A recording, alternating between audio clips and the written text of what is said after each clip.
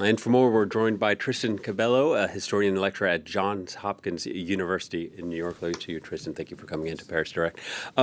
What did you make of this falling out? Well, I mean, the idea of a new political party is very appealing. You know that 70% of Americans actually said that they are not represented neither by the Democratic Party or the Republican Party. 60% of Americans are saying we need another party. But what most Americans are saying too is that we need a party that's left of the Democratic Party, that is a new center left or a new leftist party, not a centrist one, because we already have one in the name of the Democratic Party. But the problem here is that Elon Musk may not even be the right person to lead that kind of adventure. Elon Musk is somebody who's not very much liked by the Americans. 80% of Americans do not like him. This is the reason why, for example, he lost the battle of the Supreme Court in Wisconsin. You know that he had put a lot of money in this election. They actually lost in Wisconsin.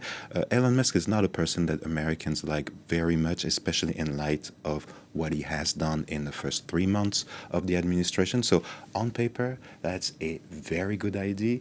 I'm not sure that Elon Musk is the person to lead that party. Yeah, and I'm also wondering if the presidents of Ukraine and South Africa might be quietly chuckling to themselves after they see this public dispute. They were dressed down by Trump at the White House, Vladimir Zelensky and Cyril Ramaphosa.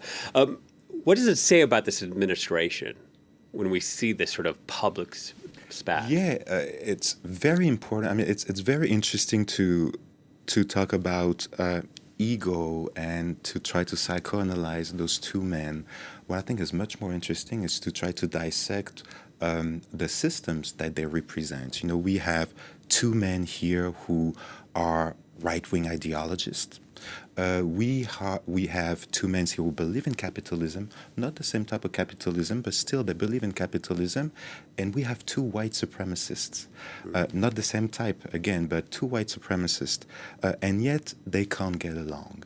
And that tells you, you know, like how violent those systems are.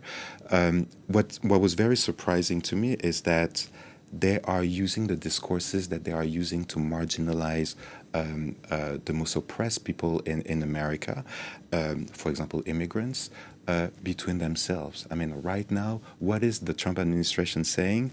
Elon Musk may be an illegal immigrant to America. I mean, they're saying basically that he crossed the border in Canada, from Canada illegally and then became a citizen. And Steve Bannon saying, well, we must investigate that. We must deport him, some of the calls. Absolutely. This is exactly what they're saying. So this is the same discourse that they're using with immigrants from South America, from Central America. They're now using these discourses among each other. And that's very telling to me. Yeah, and that language is very inflammatory, and a lot of Trump critics keen to point that out. I'm curious about what's next for Doge. The New York Times running a piece this Saturday that says Musk may be gone, but Doge members are embedded in multiple agencies. The team's approach to transform government is becoming institutionalized. Yeah, they're absolutely right. Two things here. Doge is now being institutionalized. We know that they have been given access to a lot of data, a lot of secret data from the IRS, from Social Security, maybe even more. Who knows? But they need each other. Donald Trump and Elon Musk need each other. Trump needs Musk for SpaceX. It's very important. If he wants to do that golden dome that he's talking about, he's gonna need the engineering of SpaceX to build that. So is he? Sorry to cut you off. Is he bluffing when he threatens to cut Musk's federal contracts? $38 billion worth of federal contracts. Is that a bluff from Donald Trump? It's hard to say, and it's always hard to say with Donald Trump. But bluffing is definitely part of the Trump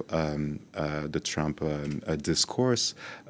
This is what he called the art of the deal, right? Trying to bluff first, and then we see what happens. But again, they need each other. They have a lot of interest in common, economic interest in common, and at the same time, this sounds like a summer drama that's just starting here. I mean, we're going to have several more episodes that's probably all going to drag into the summer, and who knows how this is going to end. But again, the American people are tired. They voted for Trump because they wanted the prices to go down. They wanted inflation to go down. Inflation is slightly going down, but prices are still going up. And so Americans are still waiting for results here. Could this be useful for Trump in terms of changing the news cycle and distracting the American public's attention? Well, this is precisely what they are always doing, and the Democratic Party has an opportunity here to bring to the forefront the failures of the Trump administration. We've seen Hakeem Jeffries was trying to take advantage of the moment, and they should. But at the same time, the Democratic Party is in a fight right now between the leftist, more progressive wing of the party and the centrist wing. And some of the people in the Democratic Party are also arguing about let's get closer to Musk now that he's available, and let's collaborate, let's work with him.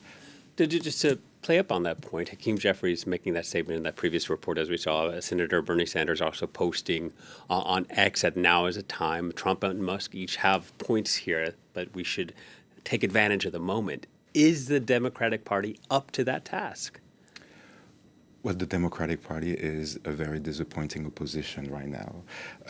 Again, from repeating what I just said, they are in a fight for the ideology of the party between the left-wing, more progressive, AOC type, Bernie Sanders type of democratic politics, and the more centrist type. Of course, what people need here are more progressive and working class oriented politics from the Democratic Party. I think one of the main reasons why they lost is because they were too centrist, too close to the Republican Party.